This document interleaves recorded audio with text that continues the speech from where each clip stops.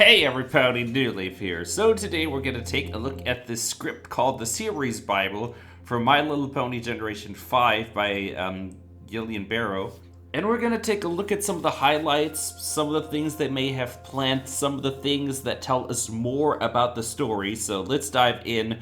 In no way are we going to read through all 36 pages, but we're just going to go over the highlights. So the first interesting thing, of course, is how the film establishes this continuation after Generation 4.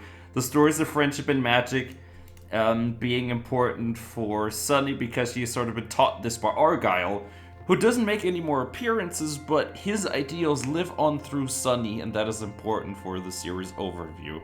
So going into here, we have a series overview where they talk about how important it is that these ponies all live together, the main five, being quite different than what we've seen in the previous generation. And going further along down here, they talk a little bit about the environments, Maritime Bay, Bridlewood, Zephyr Heights, and how their individual backstories are going to be important as well for the ponies, whether it is sheriff duties for Hitch or smoothie cart ownership for Sunny. All those things are going to be sort of focuses, but let's go a little bit further into the series style and summary here. So we see the structure where it says 22 minutes, so this is very likely focusing on Make Your Mark rather than the 5 minutes that we would have expected from Tell Your Tale, so keep that in mind as we go forward. Let's go down further. The theme is an important one. Friendship is magic, but the magic starts with you. Our ponies draw strength from their friendship, but they also each on their own learn more about who they are, how they sparkle, and when they are together and are their best selves, they can make new magic, and that is important. So let's go over the environment that they have. We're going to start with Maritime Bay. Maritime Bay and the Earth Ponies go together. Then, of course, going further along, we have Zephyr Heights and the Pegasus Ponies being technologically advanced, and finally we have Bridlewood as the home of the unicorns. And here it says something that is not so much mentioned in the movie, and that is that unicorns like art. The most we see is like a few poems, those kind of things, but like art galleries and all those things, we don't see that in the unicorn universe.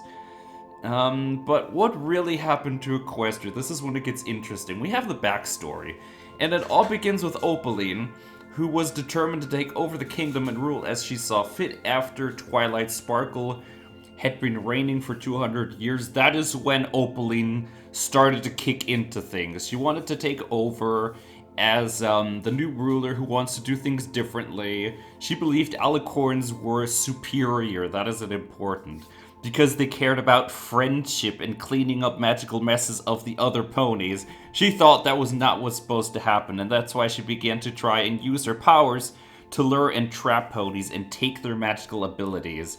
And after many moons of unrest and things going horribly, Twilight Sparkle and her friends were able to free those trapped ponies and defeat Opaline and restore magic.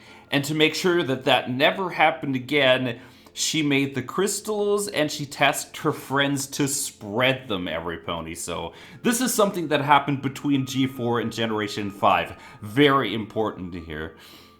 And as it says here at the bottom of this red section, that she tasked her friends to go to unexplored parts of Equestria, further than any ponies ever traveled. So locations that are further away from the areas that we see in Generation 4, and settle there, put the crystals there, put the ponies there, and make the protective bubble to keep them safe from Opaline. That was an important one because it sort of sets the stage for what happens in Generation 5. So let's go along a little further, and we get to see the festival. The Uni-Festival was important because it is sort of a way that ponies were supposed to get together, remind themselves of why they're out here together. And eventually they did that lesson. That is what sort of led to them becoming more separate, and eventually why magic was lost. Very, very important thing here. But let's go into the characters. We're going to take a look at them briefly. We know the characters, but there's also a few things that make them a little bit more curious even. So Sunny, besides being who she is, also has a bunch of relics. She has Groger's Bewitching Bell, Celestia's Key to Mark Tapestry, and a bunch of other artifacts that she has at home. So She is a pony who's been hoarding a lot of power, like Opaline correctly understood. Down here we have some quotes, also really cool, and Hoof to Heart apparently is sort of the thing she came up with. Let's go to Hitch Trailblazer, who is the first stallion, I believe, in any main cast up to this point, which made him special. But also we get to learn a little bit more about his personality. He doesn't show up much ponies, which is sad. And he apparently likes potatoes and likes jigsaw puzzles.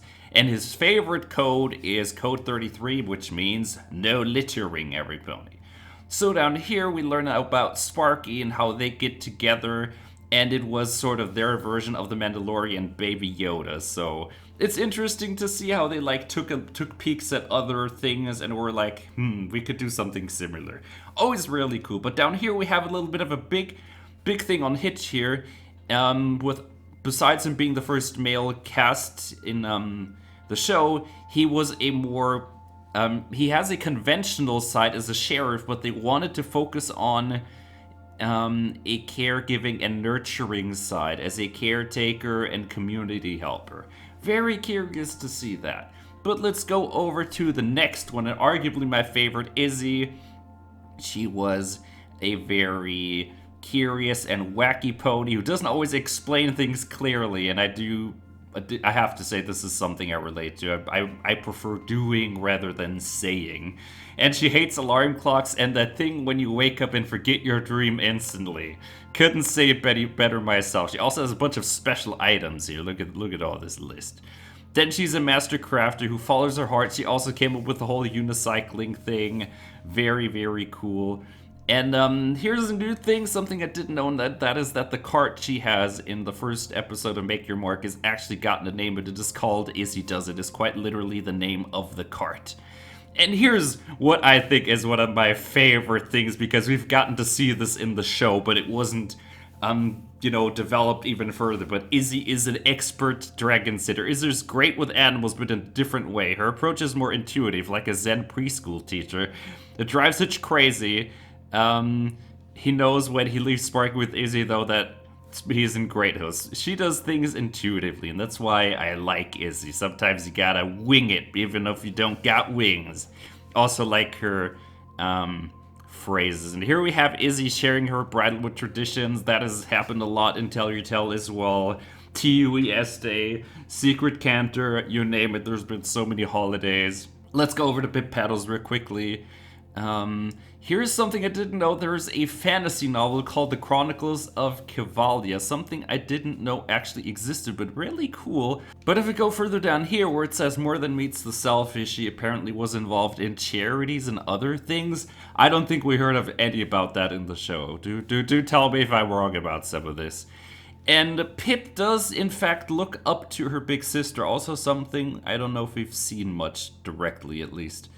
And main melody is always a big one for her as well. The karaoke salon, also something that she made and is sort of her base of operations ponies, away from Zephyr Heights. Then let's talk about Zipp with her big name. I think Pipp doesn't have a name like that, Zephyrina.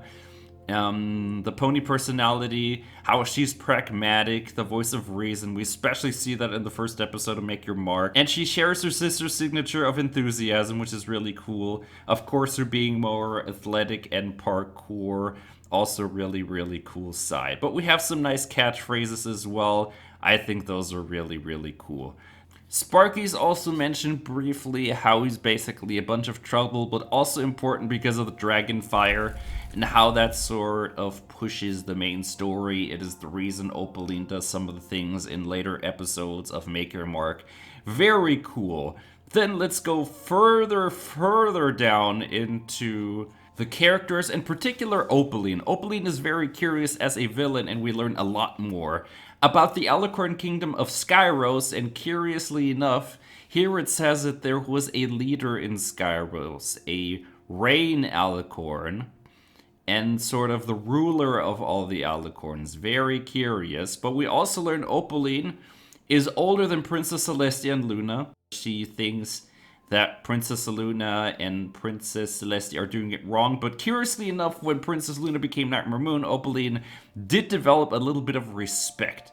Here we also see something I kind of hinted at in my Twilight Sparkle video, where we see that Opaline saw Twilight as a weak ruler, an inexperienced ruler, an easy target. And I think that was why Opaline decided, you know what, now that this new pony is trying their thing, let's try and break out. Very curious story, but also down here we indeed see that she cared to some extent for Misty, but of course because Opaline doesn't really know what that means, she really doesn't have any idea, even if she believes she does. Let's go further, ponies. And that is her hench pony, Misty.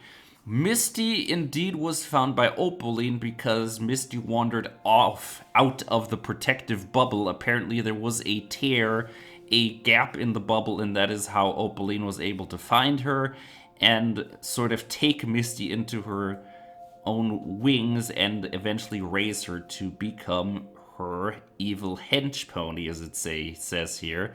But more importantly, down here we have this red thing where it says how they were trying to integrate her, and indeed having the plan of Misty becoming the 6th main pony, and how she was going to go on a journey of self-discovery.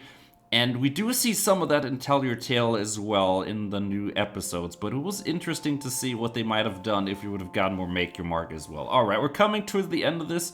We're going to take a look at some of the locations. Some things that we don't know so much about is the Crystal Bright House. It is a total mystery. And we see how Izzy made a lot of things, the cozy stuff, Sunny's kitchen corner, but also the Unity crystals. Very nice stuff there. We also, if we go to the very bottom here, learn about the prism beam. It also tells us that if, ponies start fighting, the magic disappears. So, there is more locations though. Look at this. Maritime Bay has a lot of sub-locations. That's an interesting one. We have the Crystal Bright House, the Sheriff's Station, Main Melody, the Smoothie Cart, that doesn't have a name yet. Very interesting. The movie theater is something they explore at the end of Tell Your Tale. Sapphire Heights and Bridlewood also have a lot of locations. Very cool, but in Bridlewood you see the art gallery. The most grand building in Bridlewood displaying all the most famous works of unicorn art. Don't think we saw that. Don't think we saw any of that. Would have been curious to see. Maybe they would have introduced that in a second season. So, let's leave Equestria, and that would be the Alicorn Kingdom, Skyros, of course. And look at how it says he will finally have a chance to explore this ethereal realm. There is a very good chance we would have gotten footage about that.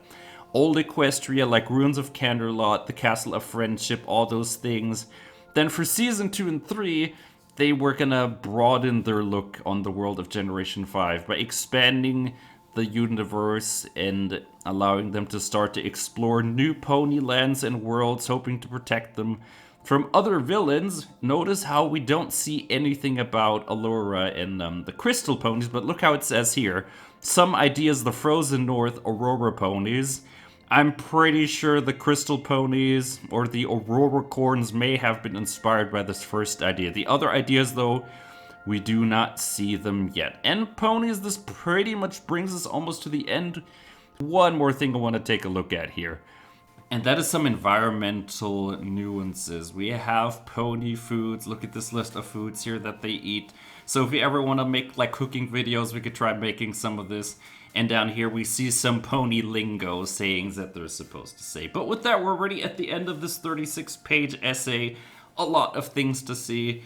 There is probably a link in the description if I remember to want to read through all of it. There is a lot to go around. Anyway, ponies, with that, I thank all you lovely ponies so much for watching, and I will see you next time. Bye-bye. And remember, ponies, we're going to take a look at some more unreleased stuff with Generation 5 going forward, so you seriously don't want to miss that. We're going to do a little bit more like this. It's pretty magical.